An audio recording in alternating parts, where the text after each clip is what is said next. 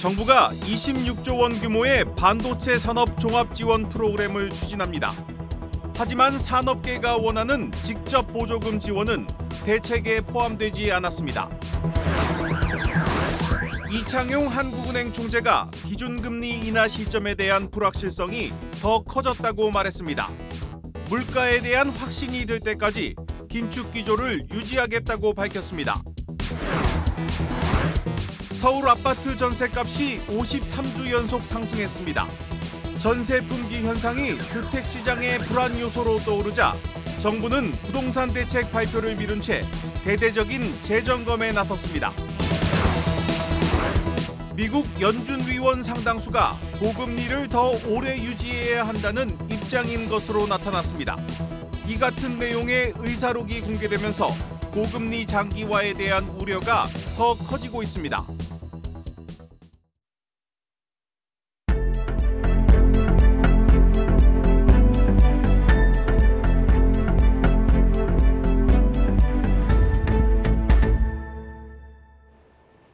뉴스 플러스 시작합니다.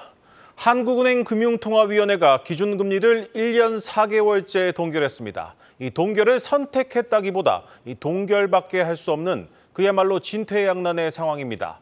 이 당초 예상보다 경제 성장률까지 높아지면서 이 기준금리 인하 시점은 더 짙은 안개 속에 빠졌습니다. 취재 기자와 자세히 들여다보겠습니다. 경제부 김채영 기자 나왔습니다. 김 기자, 그래도 아직까지는 올해 안에 기준금리를 내릴 수 있다는 전망이 조금 더 지배적이죠? 네, 국책연구기관과 민간연구소 8곳의 설문조사를 진행해봤는데요. 8명 중에 6명이 한국은행이 10월 또는 11월에 금리를 내릴 수 있을 것으로 전망했습니다. 물가 불안이 여전해서 기준금리를 섣불리 인하하기가 쉽지 않을 것이란 의견인데요. 소비자 물가 상승률은 4월 2%대로 떨어졌지만 과일을 비롯한 농축수산물이 10.6%나 오르면서 불안한 모습을 아직도 보이고 있습니다. 지난달 생산자 물가지수도 5개월 연속 오름세를 이어가고 있습니다. 이날 이창용 총재도 기자회견에서 물가 불확실성에 대한 우려를 내비쳤습니다. 상승률이 둔화 흐름을 이어가고 있지만 예상보다 양호한 성장세, 환율 변동성 확대 등으로 상방 리스크가 커진 만큼 물가 목표 수렴에 대한 확신을 좀 더 갖는 데 시간이 필요하며 금리 인하 시기와 관련한 불확실성도 커졌습니다. 이 총재는 물가 안정 없이는 금리를 내리지 않을 거라고 확실히 말을 한 건데요. 물가가 2.3에서 2.4% 수준 정도로 내려가는 경로가 확실시 된다면 금리 인하를 고려할 수도 있다고 언급하기도 했습니다. 네, 하지만 우리 경제 성장률이 예상치를 크게 웃돌면서 이 물가 상승 압력 오히려 더 높아지고 있습니다. 이 한국은행 오늘 올해 경제 성장률 전망치 올리지 않았습니까? 네, 한국은행은 1분기 깜짝 성장을 반영해서 올해 경제 성장률 전망치를 기존 2.1%에서 2.5%로 대폭 올려잡았습니다. 다만 앞으로도 이 같은 성장세가 이어질지에 대해서는 회의적인 시각이 많습니다. 전문가 이야기 들어보시죠.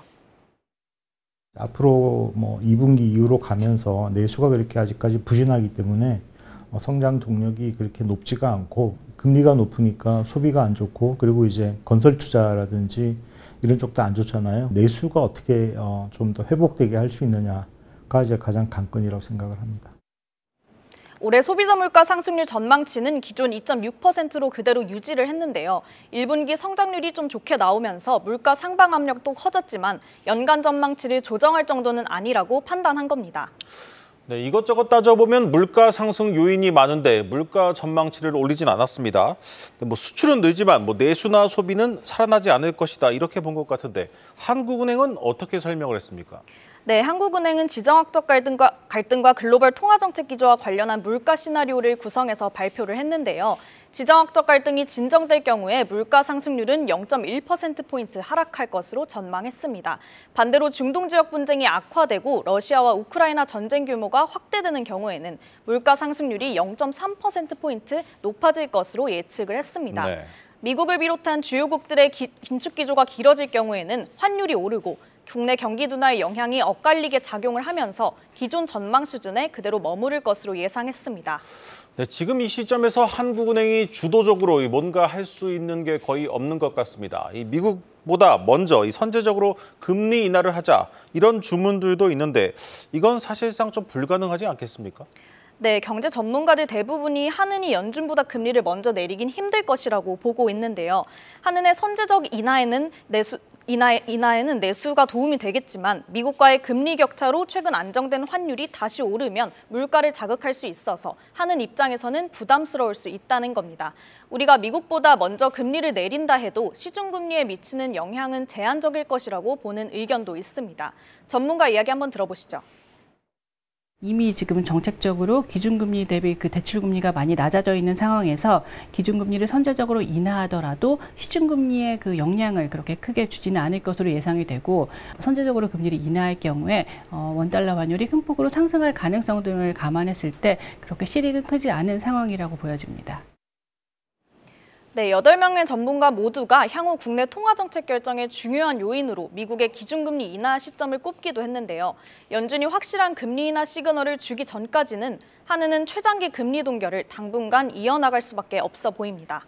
네, 잘 들었습니다. 경제부 김채영 기자였습니다.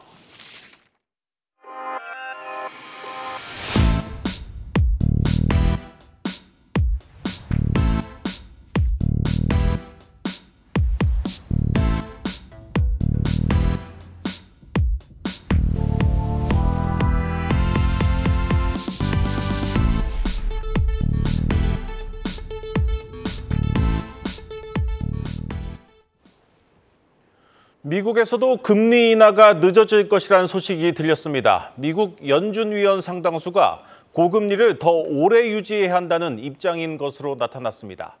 이 같은 내용의 의사록이 공개되자 이 고금리 장기화에 대한 우려가 더 커지고 있습니다. 박찬휘 기자입니다. 미국 연준이 공개한 5월 FOMC 의사록에는 통화긴축 정책 강화에 대한 의지가 엿보였습니다. 최근 몇 달 동안 인플레이션이 목표치 2%로의 진전이 부족하다는 겁니다. 인플레이션 진전 부족의 요인으로는 지정학적 리스크에 따른 원자재 가격 상승을 꼽았습니다. 구리 현물 가격이 한 달 반 만에 30% 가까이 급등하며 사상 최고치를 경신한 가운데 금과 은 등 광물 가격이 일제히 올랐고 곡물 가격도 치솟았습니다. 여기에 미국 개인 소비 지출 상승률이 연초 이후 3개월 연속 0.3%를 웃도는 등 미국 물가지표 둔화도 고금리 장기화를 부추겼습니다. 일부 연준 위원들은 추가 긴축 정책 가능성을 시사했습니다. 전날 로레타 메스터 클리블랜드 연은 총재는 필요시 금리를 추가로 인상할 것이라며 연내 3차례 금리 인하는 불가능하다고 밝혔습니다. 시장 참여자들 역시 연내 금리 인하 전망에 회의적입니다. 시카고 상품거래소 페드워치에서는 6월과 7월 금리 동결을 기정사실화하고 있으며 9월 금리 인하 전망도 기존 67%에서 60%로 줄었습니다. Markets are very dependent on what it thinks the Fed will do. Whatever is good economic news seems to be bad news because it would mean higher for longer interest rate policy for the Fed. 일각에선 올해 금리 인하가 없을 것이란 전망도 나옵니다. 데이비드 솔로몬 골드만삭스 CEO는 아직 금리 인하를 시사하는 지표가 나오지 않았다며 연준이 올해 금리를 인하할 가능성은 제로라고 말했습니다. 한국경제TV 박찬유입니다. 정부가 반도체 기업의 대규모 설비 투자 지원을 위한 26조 원 규모의 반도체 산업 종합 지원 프로그램을 내놨습니다. 하지만 산업계가 원하는 이 직접적인 보조금은 이번 대책에도 포함되지 않았습니다. 임동진 기자입니다. 정부가 발표한 26조 원 규모의 반도체 종합 지원 방안에서 가장 큰 부분을 차지하는 건 17조 원의 대출 프로그램입니다. 반도체 기업들이 대규모 설비 투자 자금을 낮은 금리로 빌릴 수 있도록 지원하겠다는 겁니다.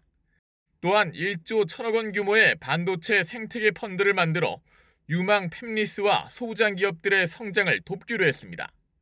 반도체 메가 클러스터를 위한 인프라 지원도 강화합니다.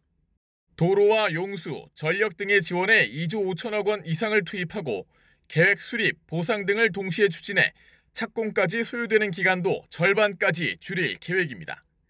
R&D와 인력 양성 등에도 5조 원 이상의 재정 지원을 제공할 방침입니다. 정부는 이번 지원 방안 혜택의 70% 이상을 중소, 중견기업에게 돌아가게 한다는 목표입니다. 특히 올해 말 종료되는 반도체 투자세액 공제를 연장시킬 방침인데 이 같은 지원들을 통해 민생 회복까지 이뤄내겠다는 구상입니다. 세제 지원으로 기업의 투자가 확대되면 반도체 산업 생태계가 확장돼서 기업은 수익이 늘고 국민은 양질의 일자리를 더 많이 누리게 됩니다. 그리고 민생이 살아나고 세수도 결국 증가하면서 경제와 산업의 선순환 구조가 구축이 됩니다. 정부가 이처럼 전방위 지원에 나서는 건 반도체 산업 경쟁이 이제는 국가 간 총력전으로 바뀌었기 때문입니다. 미국과 유럽, 일본 등이 막대한 보조금 등을 통해 주도권 확보에 열을 올리고 있는 만큼 우리나라가 뒤처질 수 있다는 위기감이 작용한 겁니다. 다만 재정 여건이 녹록치 않은 상황인 만큼 반도체 업계에서 지속적으로 요구해온 보조금 직접 지원은 이번 대책에 포함되지 않았습니다. 정부는 반도체 생태계 지원 방안을 보다 구체화해 다음 달 중 확정하고 시스템 반도체 성장 전략도 오는 8월까지 마련할 계획입니다. 한국경제TV 임동진입니다.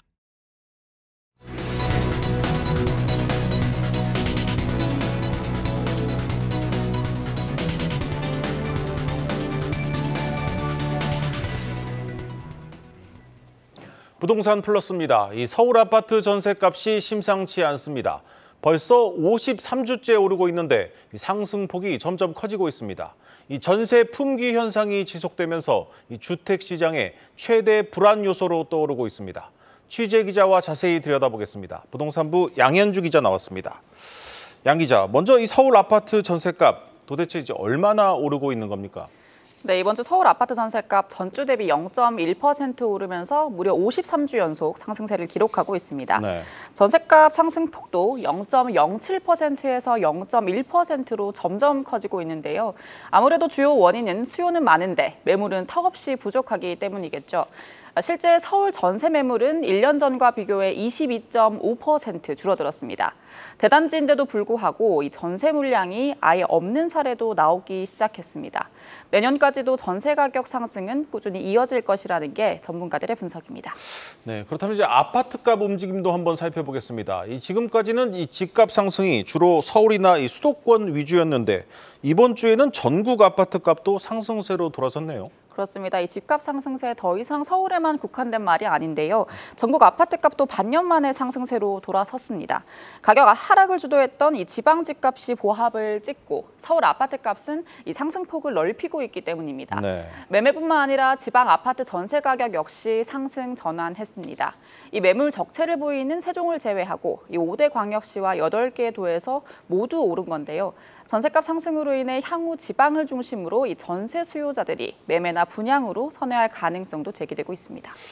네, 특히 전세 문제는 이 정부가 좀 나서야 할 상황으로 보이는데 당초 이 국토교통부가 내일 관련 대책을 내놓기로 하지 않았습니까? 네, 국토교통부가 당초 내일 주택 토지 분야 규제 합리화 조치를 발표하겠다고 예고한 바 있습니다. 이 급격한 전세 가격 인상을 막고 아파트로 이 쏠린 수요를 분산하기 위해 규제 완화안들이 담길 거란 예상이 많았는데요. 특히 임대차 입법을 일부 수정하고 빌라의 보증보험 가입 완화 등의 내용이 거론되면서 이 시장에서도 기대감이 높았습니다. 그런데 발표 3일 전인 지난 21일 갑작스럽게 대책 발표가 취소됐습니다. 구체적인 발표 일정조차도 정해지지 않은 상황인데요. 이 부동산 대책은 시장 민감도가 큰데 예고까지 한 일정을 돌연 연기했다는 점에서 굉장히 이례적이라고 볼 수 있습니다. 앞서 해외 직구 규제와 고령 운전자 면허 문제 등 설익은 정책을 냈다가 비판에 직면하자 일정을 연기한 게 아니냐는 지적이 나오고 있습니다. 그동안 부동산 관련 대책이 땜질식 처방에 불과했던 만큼 어느 정도 실효성 있는 정책이 나올지 지켜봐야겠습니다. 네, 잘 들었습니다. 부동산부 양현주 기자였습니다.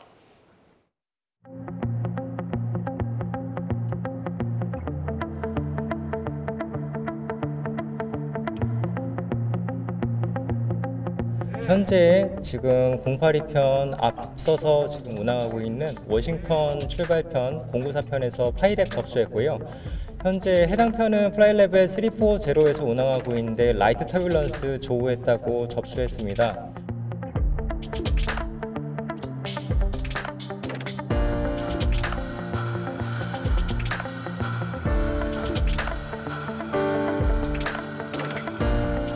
지상에서 모든 게 잘 분비되고 하늘에서 어느 공항에서도 모든 게 운송, 운항, 객실, 정비 이런 게 총체적으로 실시간으로 커뮤니케이션 돼야 안전한 운항이 가능하다.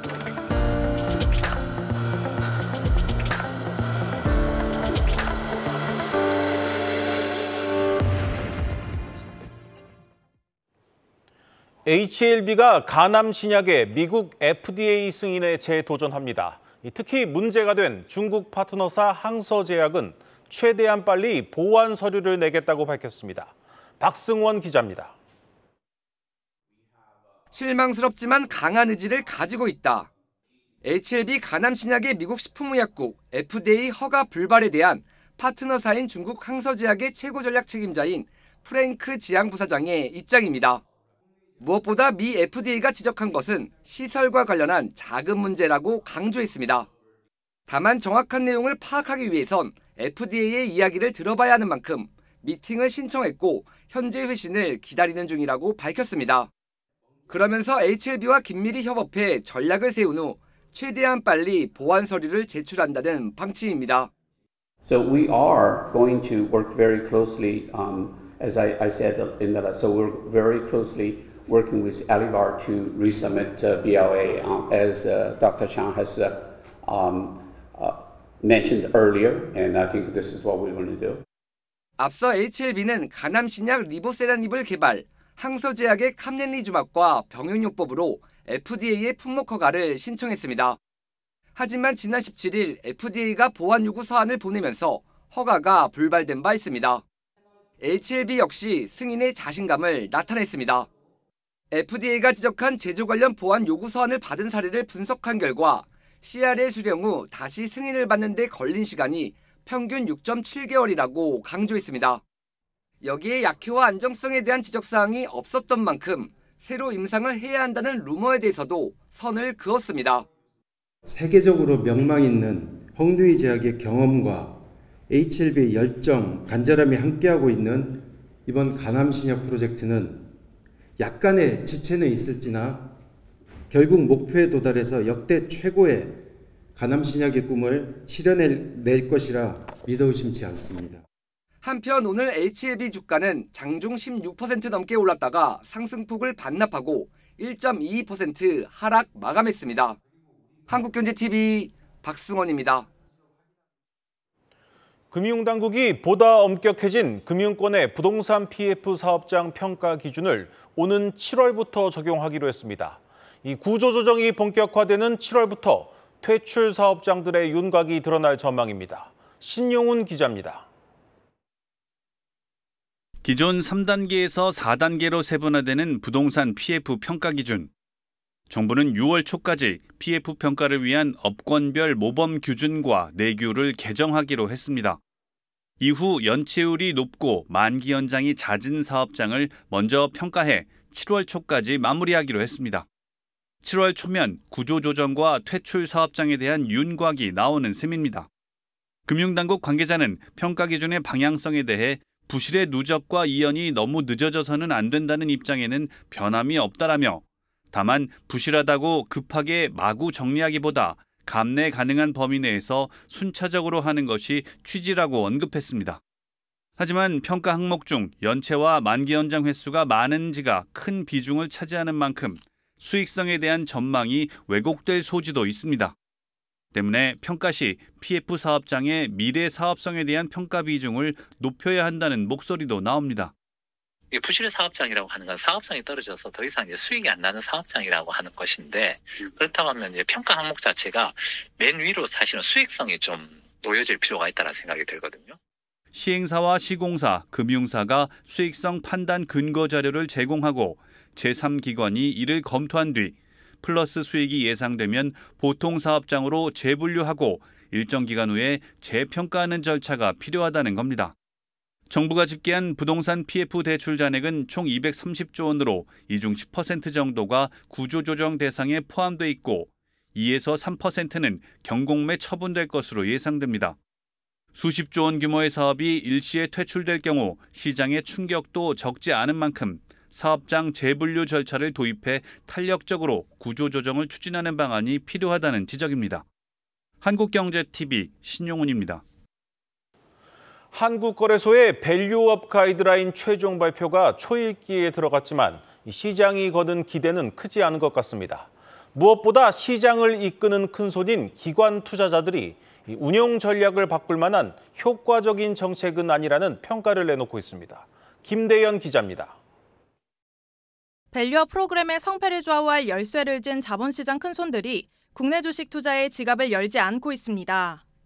올해 들어 외국인은 유가증권 시장에서만 밸류업 수혜주를 중심으로 21조 원 순매수했지만 기관은 6조 원 넘게 팔아치웠습니다.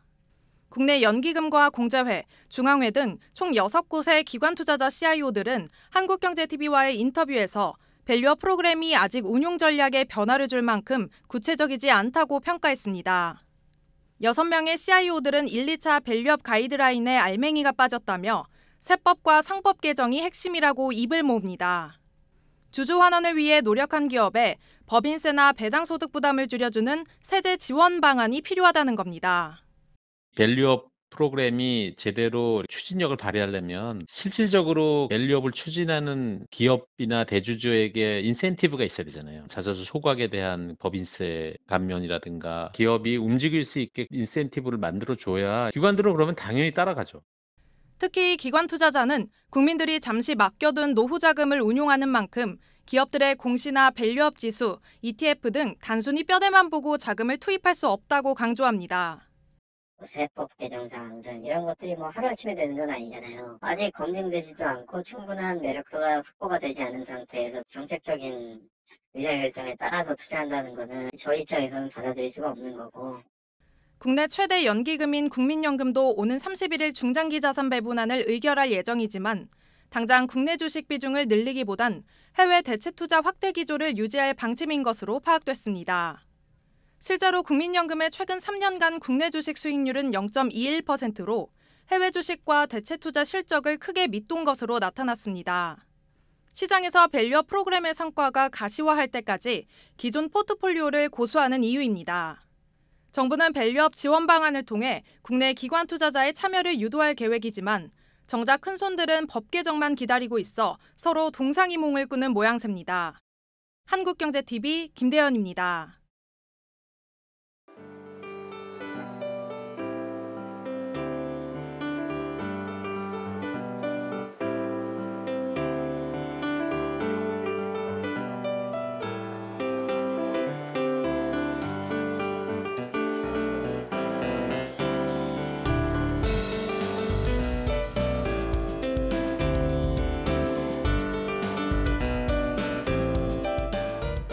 다양한 주체들과 협업을 해서 새로운 기술들을 개발할 계획을 가지고 있고요. 입주민들이 좀 더 저렴한 비용으로 편안하게 살 수 있는 주거 공간 창출을 위해서 우리가 최선을 다할 계획입니다.